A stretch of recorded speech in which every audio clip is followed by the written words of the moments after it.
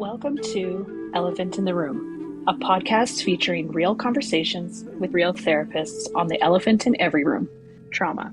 With this show, we are aiming to share insights from professional practitioners on trauma, its impacts, as well as various modalities and resources on healing for survivors. This podcast is produced by the Breaking Free Foundation, a Canadian registered charity that supports trauma survivors in reclaiming their lives and finding healing. All of the therapists interviewed on this podcast are members of the Breaking Free Foundation Trauma Practitioner Network. My name is Amber Craig. I am a trauma survivor, one of the co-founders of the Breaking Free Foundation, and the proud host of this podcast.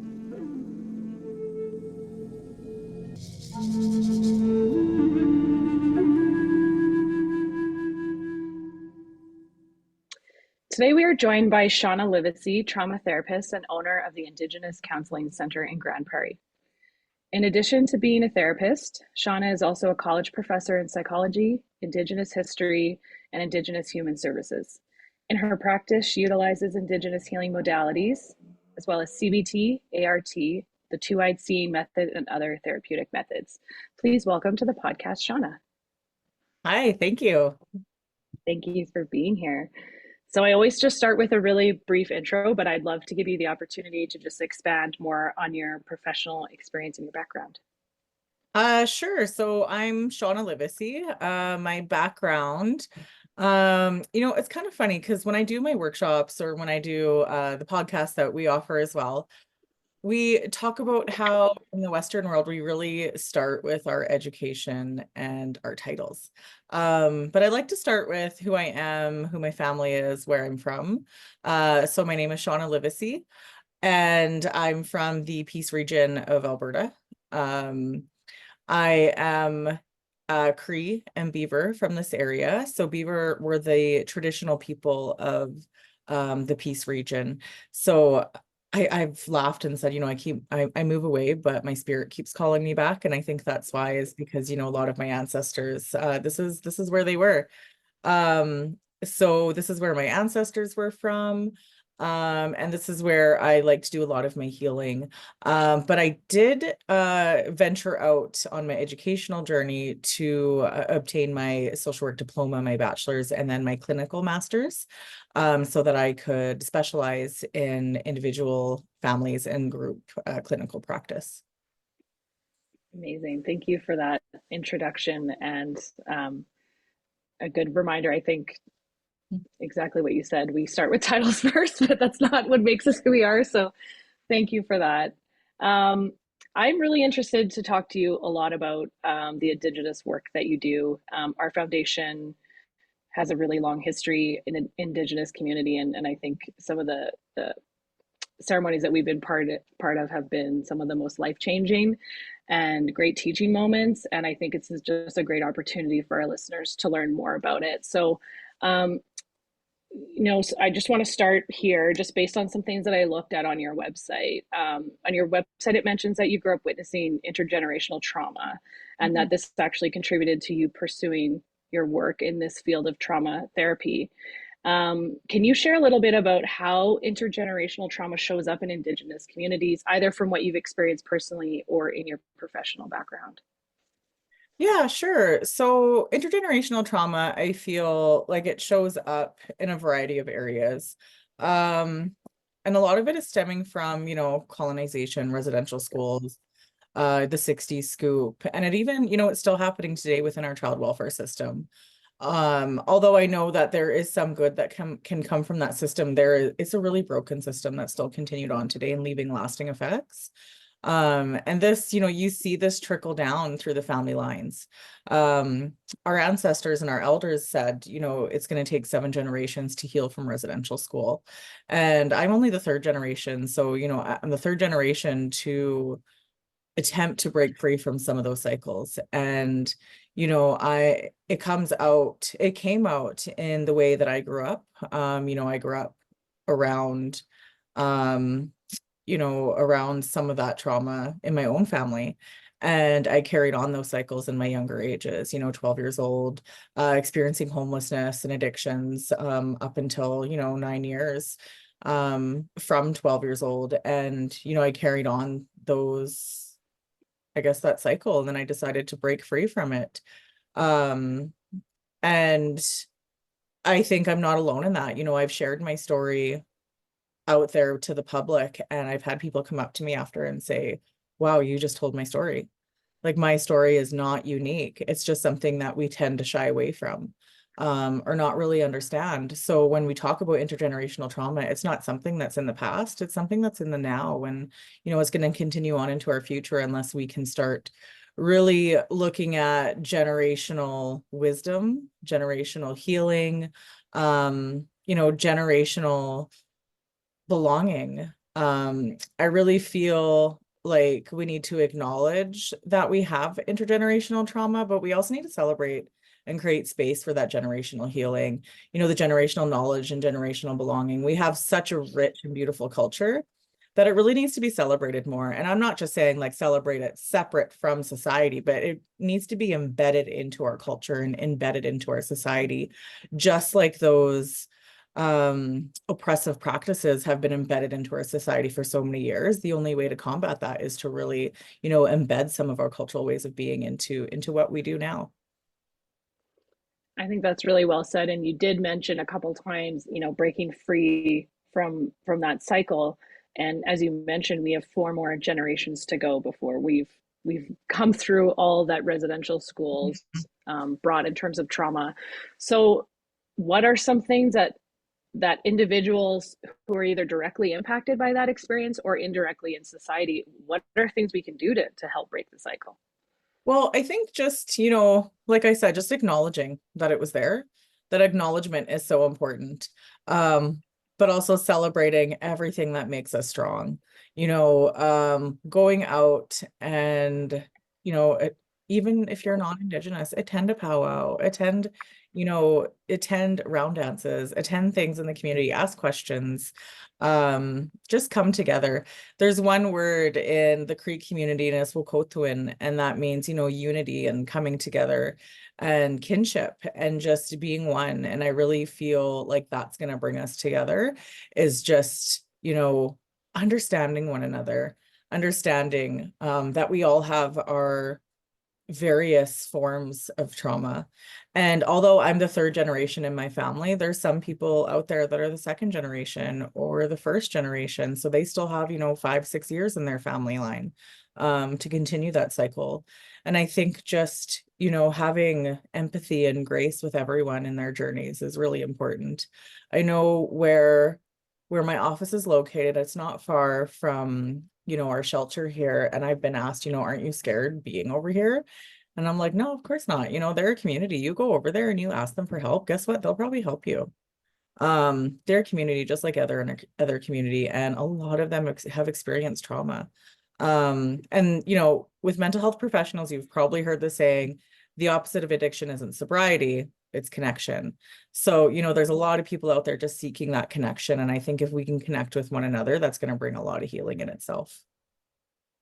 Absolutely. You just mentioned some, going to a powwow for an example for people to experience. As I mentioned earlier, we've been really grateful and honored to be invited to some ceremonies that I think everyone should experience that. I just think you can't learn enough than just going and seeing everything firsthand and learning something that you don't know. My first sweat lodge was life changing to me, and I'm so grateful for that experience. You do mention in your bio that you work with some Indigenous healing modalities. I know that can mean a lot of different things for different people. What does that look like for you in your practice? You know what? So it can actually change in my practice. So I really ask my clients where they would like to practice. So like you said, the Indigenous healing modalities can look different for each person. So I really talk to them and ask them, get to know them, or even the communities that I go into to offer workshops. Some might use smudging and some might not. I've had clients come in and they've never even heard of smudging because in their community, they don't do that. So I really ask them what their preference is, and they're welcome to bring it into the office as well. We do smudge in the office. I hold, I attend ceremonies myself. My daughter at 4 years old was able to attend her first sweat lodge. And that really speaks to changing our family line and bringing that healing in even younger, because that was something I didn't get to experience until I was 12 years old. And so one of the things that I'm hoping to do in the future and working on is actually just getting some land. And then I want to start, really start healing from the land and bringing in, knowledge keepers and elders and bringing everyone together in the community. And that doesn't mean, just the Cree people or just the Beaver people, but really bringing in together. Again, Wokotowin being the main thing is just coming together in unity. So yeah, I guess it's kind of a loaded question. It's different practices, that come in it depending on, what's needed at that time. Maybe we'll do a sharing circle. Smudging at the end of the session is something that we might do. And maybe someone just needs a prayer to sit there and pray to Creator, whoever they pray to. I've had all walks of life in my office. I see non-Indigenous and Indigenous people. I've had members from the Mennonite community come in and for counseling too. So I really try to work from where they're at. Um, Something I did just want you to expand on that just occurred to me, that I think a lot of people have heard about smudging, but maybe they don't actually know what it's for or how it started. Could you just speak a little to the history of smudging? Yeah, so smudging is just a practice, and when you say smudge, people might think you smudged your makeup or something, but smudging is something that we burn traditional medicine. So for this area, I like to burn fungus, so that's something that grows on the trees in this area. So I like to burn that. Some people use sage, which is known as a women's medicine. And then there's sweetgrass.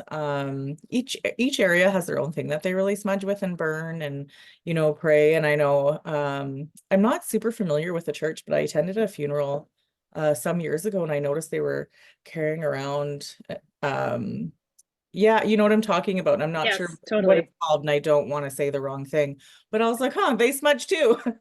Yeah. So I feel like if we really look at our cultures, we're not that different when we really step back and look at your culture. Yeah. Absolutely. Thank you for that. Um, I want to talk about the two-eyed seeing method, which is something I read about for the first time on your website. I'm actually not familiar with this at all, and I hadn't heard of it. So I'd love if you could explain what it is. Yeah, sure. It's actually something that we've been talking about this whole time. So two-eyed seeing is really something that brings traditional knowledge and Western knowledge together. So it really creates this blended model of healing for an individual. So it's my belief as Indigenous people, we walk in two worlds, and we've experienced trauma in two worlds, and I really think it's going to take learning and healing from two worlds to be able to move forward. And that means sitting in a ceremony or practicing ceremonial teachings, but also bringing in some of those Western psychological methods. I know in my studies there's been a few times where I was sitting there and I had this aha moment looking at methods and frameworks, and I'm like, this sounds really familiar, and this is something that we do in our Indigenous practice. So a part of me is like, did they derive some of this from that? And I've actually taken a lot of those Western psychological methods and indigenize them. And we hear in a lot of institutions we need to decolonize, decolonize, decolonize, but we forget the most important thing is to indigenize what we're doing, not just decolonize. So it's an important step, and I feel like that's a part of two-eyed seeing as well. And then, so back to what I was talking to about, seeing some of those psychological methods and wondering if they're derived from Indigenous practices. We've all heard of Maslow's hierarchy of needs. Mm-hmm. Something that, as human service professionals and nurses, psychologists, social workers, even early childhood educators, one of the first classes you take is Intro into Psych, and you're introduced to Maslow's hierarchy of needs. Well, that was actually taken from the Blackfoot people, and it was not given the recognition that it deserved. I didn't actually learn that until further on in my studies, and I did my own research and found, wow, this was actually a Blackfoot teaching. And he took that teaching and flipped it around. So it's not a pyramid, it's not a triangle, it's actually a teepee. And it isn't a hierarchy. What the Blackfoot people say is we are born, we were born with that self-actualization, but with Maslow, he leaves it at the top and you need all of those other things. But if we don't know who we are, if we don't know our identity, then how do we, move forward in life in a good way, in a healthy way? So I really think that speaks to, and we're starting to learn, as Indigenous people, a lot of us have lost our identity. And I didn't realize that for myself until I was in my mid-20s. And I used to question where I came from or what I should be believing or what I should be doing. And it wasn't until I started looking into, some of those historical pieces that I start taking apart, like, oh, okay, this is where my family comes from. This is what we practice. This is what happened. And then you really start to understand where people are coming from. And it gives you the sense of empathy. It gives you the sense of empowerment within yourself. So, and that's why, the two-eyed seeing method is so important in the work that I do, because there's a lot of people out there not knowing who they are, and maybe who they are is different from who I think I am. And so really, helping people find that, give people that space to find out who they are is so important in what we do. I did not know that history of the Blackfoot origin of that, so that's really interesting. It just made me think of ways that people can learn more. I know that during the pandemic, the U of A released their Indigenous Canada course for free, and I took that course and I found it very insightful. Are there I know you have experiences as well teaching some courses. Are there any courses or any resources you would recommend for people who actually want to learn more about Indigenous history? Yeah, so I think that one is a really great one, and it's amazing because it's free. Mhm. I also offer some great resources as well. I do offer workshops online and in person, and I can travel too. But also I think, just looking at your local communities, because sometimes we'll look outwards and at these educational institutions and we'll really miss those crucial pieces. Look at the elders, look at the knowledge keepers within the areas. They have the knowledge. There is protocol that needs to be followed generally when you are approaching an elder or knowledge keeper. So you will have to, just ask that. I'm a part of JAPACO's in Grand Prairie. It's the Grand Prairie Aboriginal Resource, Grand Prairie Aboriginal Circle of Services. So really it's a bunch of organizations that work with Indigenous peoples come together every month to host a meeting. And one of the things they did is they made a resource on how to, approach people with protocol or how to talk to an elder or how to do those things. So there might be something local to your area if you're listening, but reach out to your friendship centers. Those are probably your biggest thing that you could do is reach out to the friendship center. They'll have that knowledge as well. Yeah, that's a great. I'm writing that down so that I can include it in our notes. um, I have some just general questions about trauma itself that I'd love to get your perspective on. What is something you wish people understood more about trauma experiences? Um, I really think that they're just, unique to each individual. While one experience, and I know we've heard this before, but while one traumatic experience might be traumatic for one and not for another, we still need to respect and honor that person of what they're going through. And that also trauma is an underlying condition to a lot of symptoms. And I think people don't understand that underneath, that pain, that addiction, depression, even weight gain, trauma has, that those adverse impacts on our mental, physical, emotional, and spiritual being. So trauma can manifest in many areas in our life. And I think it's important to reach out for help. And there's no shame in reaching out for help. And I know I work a lot with shame too. I think in our society, we come from shame-based parenting. We come from shame-based, shame-based society in general.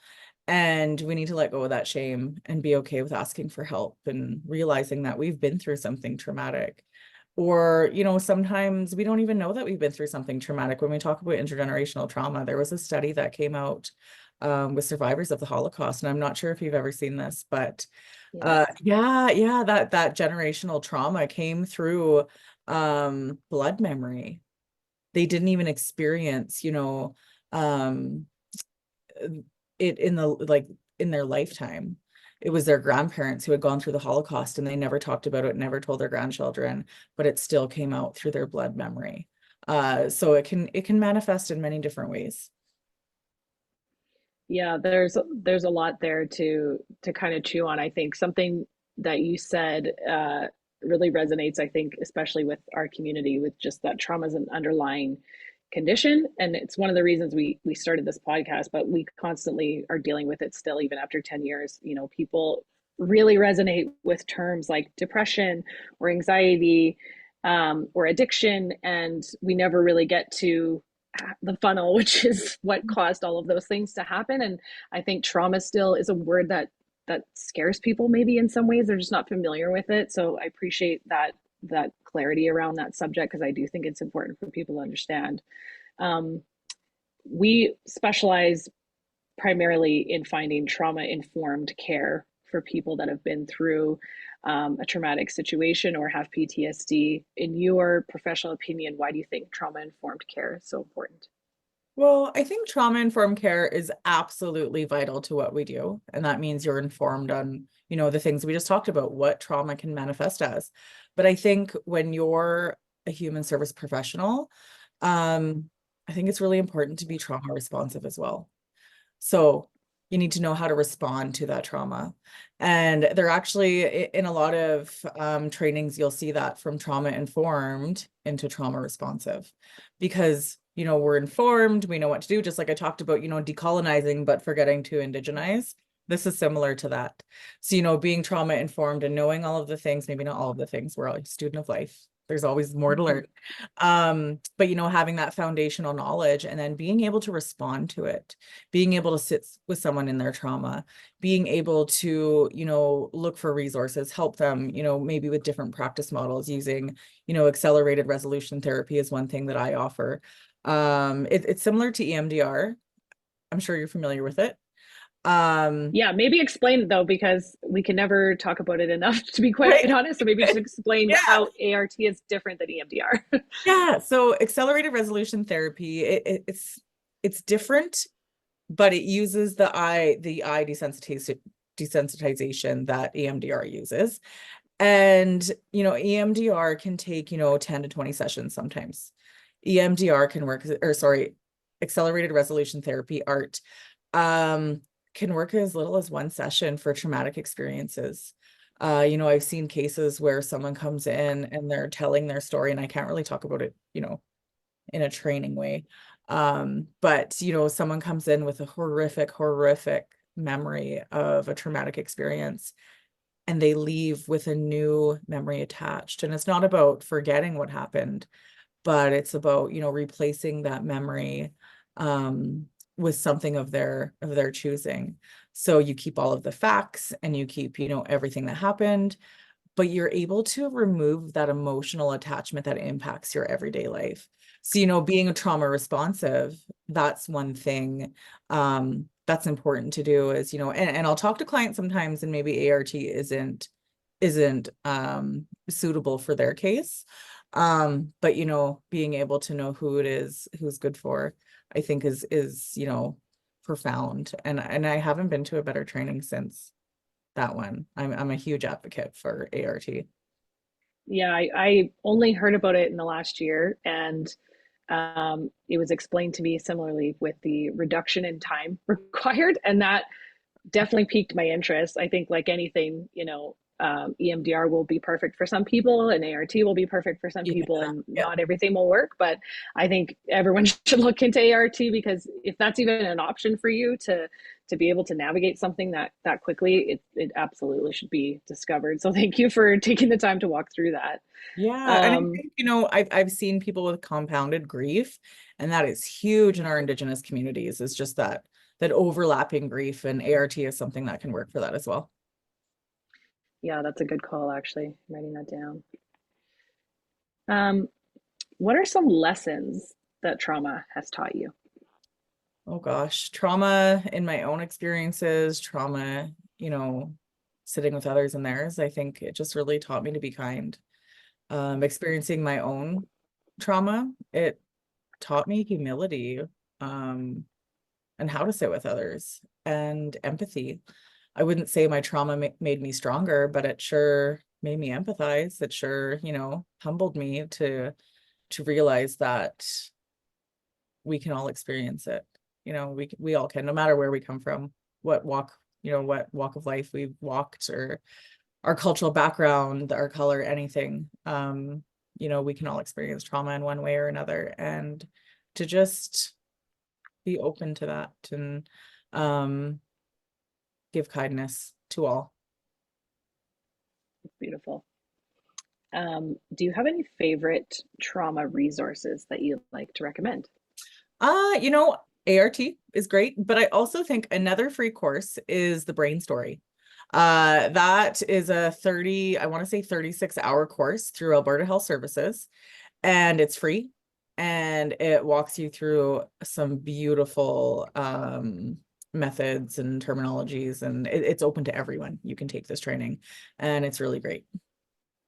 That's fantastic. I have not heard of that. I also just wrote that down. So And many good Bruce nuggets in this Perry. conversation. Bruce Perry, if you want to talk about childhood trauma. Yes. They're a great resource. Bruce Perry. Yeah. Yes, absolutely. And just as an aside, because we talked about it a few different times and referenced some things, do you have any recommendations on places that people can access information on intergenerational trauma if they want to dive into the research or understand more about it? You can really, Google it's a tool that you could use. Look up intergenerational trauma. How does it manifest? I actually offer a workshop on intergenerational trauma as well. But again, look into your local communities, look into your local healers, your elders, your knowledge keepers. Just keep talking about it, and we're going to be able to move forward. But as far as references, I'd say just look around what's around you. I don't think that we use our local people enough. And like I said, we keep going outward. Look at your local people. The knowledge is there. Yeah, that's a great point. This has been a very interesting conversation that I've really enjoyed. And obviously, I've been talking a lot, but I'd love to give you an opportunity to add or share anything else that you'd like to share. Yeah, I just want to say thank you for giving, this space for us to talk about such important things with our way of healing. I don't think it's given enough. And sometimes, in institutions, we feel like we can only just touch on it. You can't really, delve into the dark side of it too. And, how society as a whole has contributed to a lot of the traumatic experiences that are going on in a lot of these Indigenous communities and continue to happen. And I think, one of the things that I feared going into private practice was just even just naming my organization, Indigenous Counseling Center. I kind of had this fear, and there's that shame again of naming it, Indigenous, because it kind of puts a target on your back with a non-Indigenous community. But I really wanted to speak to our Indigenous ways of being, because in our culture, we welcome anyone. Again, we'll quote twin, everyone's welcome, So Indigenous Counseling Center, it's not only for Indigenous people, it's for everyone. And that's our teachings. Even if you look at the medicine wheel, the 4 directions, whatever, your nation might call it, in those teachings, it teaches us that, we're all one. We all come together in healing, and everyone, it represents a different people, a different nation across the world. And we talk about Turtle Island, and many people think that's, the Americas or Canada. But if you put all of the continents together, it actually also creates a turtle. So we're all one. And so Indigenous Counseling Center is not only for Indigenous people, but it's for everyone. Everyone is welcome. That's very, very, very beautiful. You did mention that you have a podcast as well. What is the name of that, and how do people find it? So it's Isquoo Strong, and it's on Podbean, Spotify, and Apple Podcasts. We've only released one so far, but we're super excited. We're going to be doing our second one right away here. So we're going to be doing video as well. We're new to the whole thing, so we're learning together. And yeah, just come and take a listen. We really talk about all things.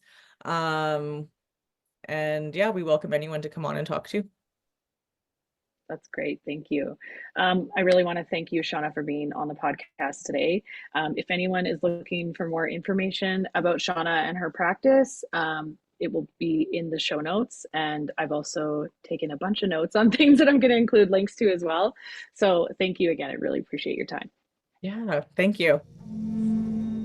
The Breaking Free Foundation offers therapy grants for trauma survivors in Alberta, and we also host 2 free support meetings a month. One is in person in Calgary, and one is online. For more information on trauma therapy and our organization, please visit us online at breakingfreefoundation.ca. If you enjoyed this podcast, please subscribe and share. That's all for now. Stay well.